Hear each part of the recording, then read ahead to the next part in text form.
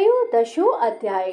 श्री सुखदेव जी कहते हैं, परीक्षित, तुम बड़े भाग्यवान हो।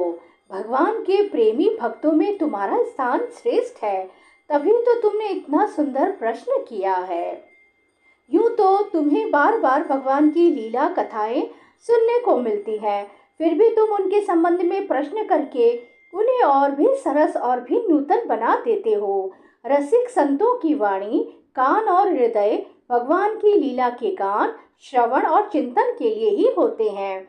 उनका यह स्वभाव ही होता है कि वे क्षण प्रतिक्षण भगवान की लीलाओं को अपूर्व रसमयी और नित्य नूतन अनुभव करते रहे। ठीक वैसे ही जैसे लंपट पुरुषों को स्त्रियों की चर्चा में नया नया रस जान पड़ता है।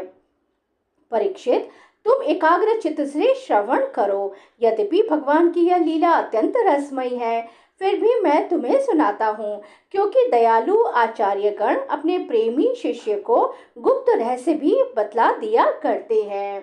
यह तो मैं तुमसे कह ही चुका हूँ कि भगवान श्री कृष्ण ने अपने साथी ग्वाल बालों को मृत्यु रूप अघासुर के मुंह से बचा लिया।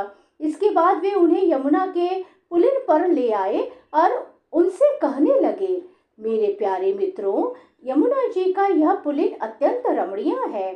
देखो तो सही, यहाँ की बालू कितनी कोमल और स्वच्छ है। हम लोगों के लिए खेलने की तो यहाँ सभी सामग्री विद्यमान है। देखो, एक और रंग बिरंगे कमल खिले हुए हैं और उनकी सुगंध से खींचकर भौरे गुंजार कर रहे हैं, तो दूसरी ओर सुंदर सुंदर पक्षी बड़ा ही मधुर कलरव कर रहे हैं, जिसकी प्रतिध्वनि से सुशोभित वृक्ष इस स्थान की शोभा बढ़ा रहे हैं। अब हम लोगों को यहाँ भोजन कर लेना चाहिए, क्योंकि दिन बहुत चढ़ाया है और हम लोग भूख से पीड़ित हो रहे हैं। बछड़े पानी पीकर समीप ही धीरे धीरे हरी हरी घास चरते रहे। ग्वाल वालों ने एक स्वर से कहा, ठीक है ठीक है। उन्होंने बछड़ों को पानी पिलाकर हरी हरी घास में छोड़ दिया और अपने अपने छीके खोल खोल कर भगवान के साथ बड़े आनंद से भोजन करने लगे। सबके बीच में भगवान श्री कृष्ण बैठ गए। उनके चारों ओर ग्वाल बालाओं ने बहुत सी मंडलाकार पंक्तियां बना ली और एक से एक सटकर बैठ गए। सबके मुंह श्री कृष्ण की ओर थे और सबकी आंखें आनंद से खिल रही थी। वन भोजन के समय श्री कृष्ण के साथ बैठे हुए ग्वाल बाल ऐसे शोभायमान हो रहे थे, मानो कमल की कर्णिका के चारों ओर उसकी छोटी बड़ी पंखुड़ियां सुशोभित हो रही हैं। कोई पुष्प तो कोई पत्ते और कोई कोई पल्लव, अंकुर, फल, छीके, छाल एवं पत्थरों के पात्र बनाकर भोजन करने लगे। भगवान श्री कृष्ण और ग्वाल बाल सभी परस्पर अपनी अपनी भिन्न भिन्न रुचि का प्रदर्शन करते। कोई किसी को हंसा देता तो कोई स्वयं ही हंसते हंसते लोटपोट हो जाता। इस प्रकार वे सब भोजन करने लगे। उस समय श्री कृष्ण की छटा सबसे निराली थी। उन्होंने मुरली को तो कमर की फेंट में आगे की ओर खोस लिया था। सींगी और बैत बगल में दबा लिए थे। बाएं हाथ में बड़ा ही मधुर घृत मिश्रित दही भात का ग्रास था और उंगलियों में अदरक, नींबू आदि के 4 मुरब्बे दबा रखे थे। ग्वाल बाल उनको चारों ओर से घेर कर बैठे हुए थे और वे स्वयं सबके बीच में बैठकर अपनी विनोद भरी बातों से अपने साथी ग्वाल बालों को हंसाते जा रहे थे, जो समस्त यज्ञों के एकमात्र भोक्ता हैं। वे ही भगवान ग्वाल बालों के साथ बैठकर इस प्रकार बाल लीला करते हुए भोजन कर रहे थे और स्वर्ग के देवता आश्चर्यचकित होकर यह अद्भुत लीला देख रहे थे। भरतवंश शिरोमणि इस प्रकार भोजन करते करते ग्वाल बाल भगवान की इस रसमयी लीला में तन्मय हो गए।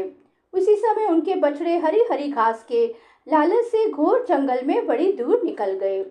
जब ग्वाल बालों का ध्यान उस ओर गया, तब वो भयभीत हो गए। उस समय अपने भक्तों के भय को भगा देने वाले भगवान श्री कृष्ण ने कहा, मेरे प्यारे मित्रों, तुम लोग भोजन करना बंद मत करो, मैं अभी बछड़ों को लिए आता हूँ।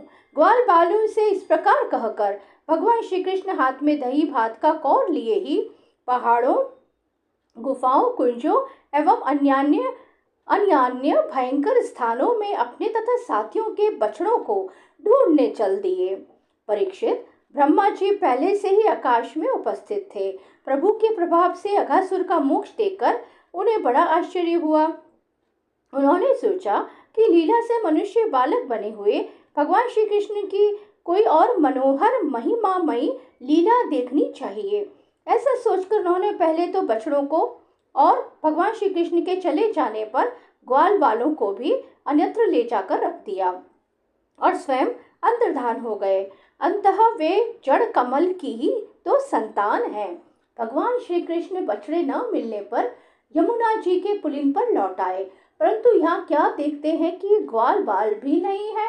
तब उन्होंने वन में घूम घूम कर चारों ओर उन्हें ढूंढा, परंतु जब ग्वाल बाल और बछड़े उन्हें कहीं ना मिले, तब वे तुरंत जान गए कि यह सब ब्रह्मा की करतूत है। वे तो सारे विश्व के एकमात्र ज्ञाता हैं। अब भगवान श्री कृष्ण ने बछड़ों और ग्वाल बालाओं की माताओं को तथा ब्रह्मा जी को भी आनंदित करने के लिए अपने आप को ही बछड़ों और ग्वाल बालों दोनों के रूप में बना लिया, क्योंकि वे ही तो संपूर्ण विश्व के कर्ता सर्वशक्तिमान ईश्वर हैं। परीक्षित, वे बालक और बछड़े संख्या में जितने थे, जितने छोटे छोटे उनके शरीर थे, उनके हाथ पैर जैसे जैसे थे, उनके पास जितनी और जैसी छड़ियाँ, सींगी, बांसुरी, पत्ते और छीके थे, जैसे और जितने वस्त्राभूषण थे, उनके शील, स्वभाव, गुण, नाम, रूप और अवस्थाएं जैसी थी। जिस प्रकार वे खाते पीते और चलते थे, ठीक वैसे ही उतने ही रूपों में सर्व स्वरूप भगवान श्री कृष्ण प्रकट हो गए। उस समय यह संपूर्ण जगत विष्णु रूप है। यह वेदवाणी मानो मूर्तिमती होकर प्रकट हो गई। सर्वात्मा भगवान स्वयं ही बछड़े बन गए और स्वयं ही ग्वाल बाल। अपने आत्म स्वरूप बछड़ों को अपने आत्म स्वरूप ग्वाल बालों के द्वारा घेरकर अपने ही साथ अनेकों प्रकार के खेल खेलते हुए उन्होंने व्रज में प्रवेश किया। परीक्षित, जिस ग्वाल बाल के जो बछड़े थे, उन्हें उसी ग्वाल बाल के रूप से अलग अलग ले जाकर उसकी बाखल में घुसा दिया और विभिन्न बालकों के रूप में उनके भिन्न भिन्न घरों में चले गए। ग्वाल बालों की माताएं बांसुरी की तान सुनते ही जल्दी से दौड़ आई। ग्वाल बाल बने हुए पर ब्रह्म श्री कृष्ण को अपने बच्चे समझकर हाथों से उठाकर उन्होंने जोर से हृदय से लगा लिया। वे अपने स्तनों से वात्सल्य स्नेह की अधिकता के कारण सुधा से भी मधुर और आसव से भी मादक चचवाता हुआ दूध उन्हें पिलाने लगी। परीक्षित, इसी प्रकार प्रतिदिन संध्या समय भगवान श्री कृष्ण उन ग्वाल बालों के रूप में वन से लौट आते और अपनी बाल सुलभ लीलाओं से माताओं को आनंदित करते। वे माताएं उन्हें उपटन लगाती, नहलाती, चंदन का लेप करती और अच्छे अच्छे वस्त्रों गहनों से सजाती। दोनों बहुओं के बीच में ढीठ से बचाने के लिए काजल का टिटोना लगा देती तथा भोजन कराती और तरह तरह से बड़े लाड प्यार से उनका लालन पालन करती। ग्वालिनों के समान गौएं भी जब जंगलों से चलकर जल्दी जल्दी लौटती और उनकी हुंकार सुनकर उनके प्यारे बछड़े दौड़कर उनके पास आ जाते, तब वे बार बार उन्हें अपनी जीभ से चाटती और अपना दूध पिलाती। उस समय स्नेह की अधिकता के कारण उनके थनों से स्वयं ही दूध की धारा बहने लगती। इन गायों और ग्वालिनों का मातृभाव पहले जैसा ही ऐश्वर्य, ज्ञान रहित और विशुद्ध था। हाँ, अपने असली पुत्रों की अपेक्षा इस समय उनका स्नेह अवश्य अधिक था। इसी प्रकार भगवान भी उनके पहले पुत्रों के समान ही पुत्र भाव दिखला रहे थे, परंतु भगवान में उन बालकों के जैसा मोह का भाव नहीं था कि मैं इनका पुत्र हूँ। अपने अपने बालकों के प्रति व्रजवासियों की स्नेह लता दिन प्रतिदिन 1 वर्ष तक धीरे धीरे बढ़ती ही गई, यहाँ तक कि पहले श्री कृष्ण में उनका जैसा असीम और अपूर्व प्रेम था, वैसा ही अपने इन बालकों के प्रति भी हो गया। इस प्रकार सर्वात्मा श्री कृष्ण बछड़े और ग्वाल बालों के बहाने गोपाल बनकर अपने बाल स्वरूप से वत्स रूप का पालन करते हुए 1 वर्ष तक वन और गोष्ठ में क्रीड़ा करते रहे। जब 1 वर्ष पूरा होने में 5-6 रातें शेष थी, तब एक दिन भगवान श्री कृष्ण बलराम जी के साथ बछड़ों को चराते हुए वन में गए।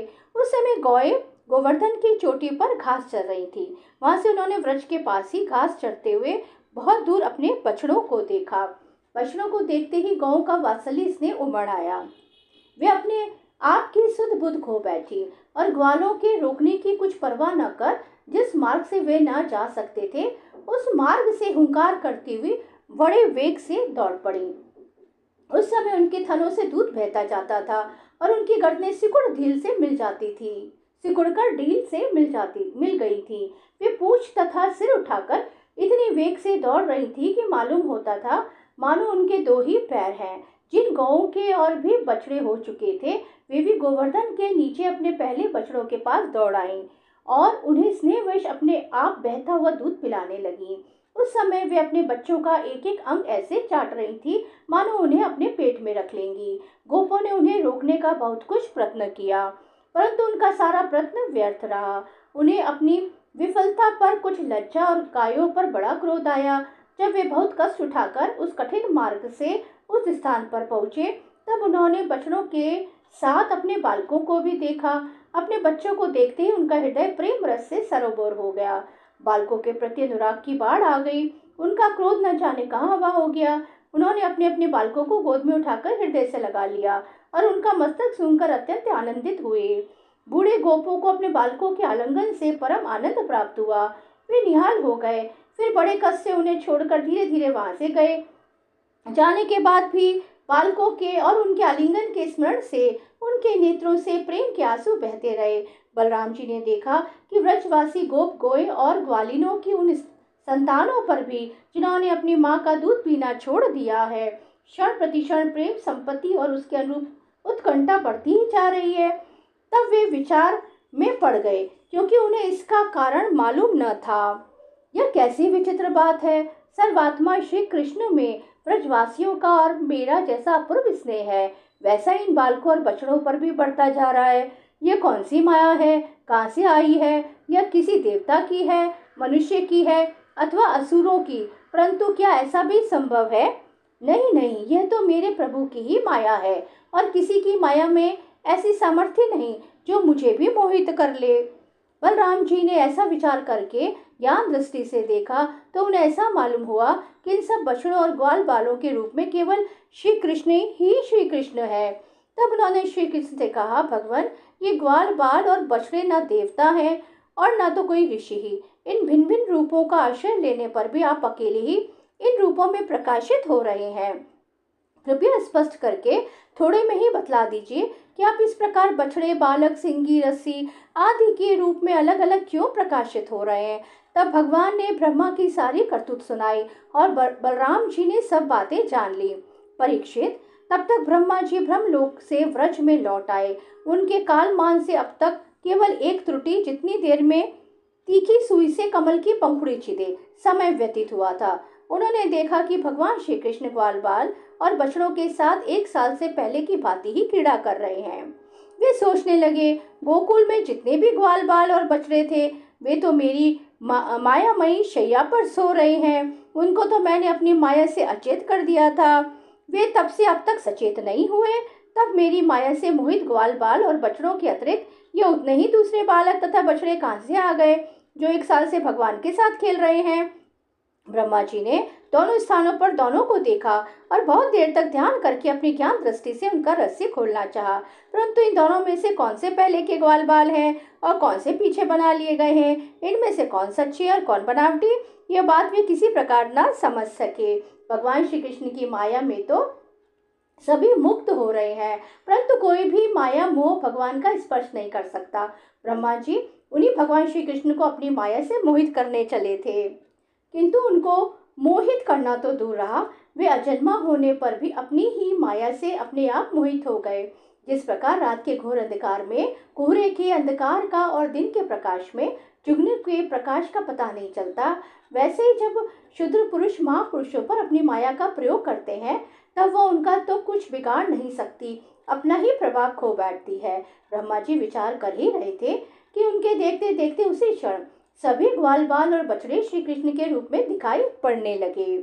सबके सब सचल जलधर के समान श्याम वर्ण, पीताम्बरधारी, शंख चक्र गदा पद से युक्त चतुर्भुज, सबके सिर पर मुकुट, कानों में कुंडल और कंठों में मनोहर हार तथा वनमालाएं शोभायमान हो रही थी। उनके वक्ष स्थल पर सुवर्ण की सुनहली रेखा, श्रीवत्स बाहुओं में बाजूबंद, कलाइयों में शंखाकार, रत्नों से जड़े कंगन, चरणों में नुपुर और कड़े, कमर में करगनी तथा उंगलियों में अंगूठियां जगमगा रही थी। वे नख से शिख तक समस्त अंगों में कोमल और नूतन तुलसी की मालाएं, जो उन्हें बड़े भाग्यशाली भक्तों ने पहनाई थी, धारण किए हुए थे। उनकी मुस्कान चांदनी के समान उज्जवल थी और रतनारे नेत्रों की कटाक्षपूर्ण चितवन बड़ी मधुर थी। ऐसा जान पड़ता था मानो वे इन दोनों के द्वारा सत्व गुण और रजोगुण को स्वीकार करके भक्त जनों के हृदय में शुद्ध लालसाएं जगाकर उनको पूर्ण कर रहे हैं। ब्रह्मा जी ने यह भी देखा कि उन्हीं के जैसे दूसरे ब्रह्मा से लेकर तृण तक सभी चराचर जीव मूर्तिमान होकर नाचते गाते अनेक प्रकार की पूजा सामग्री से अलग अलग भगवान के उन सब रूपों की उपासना कर रहे हैं।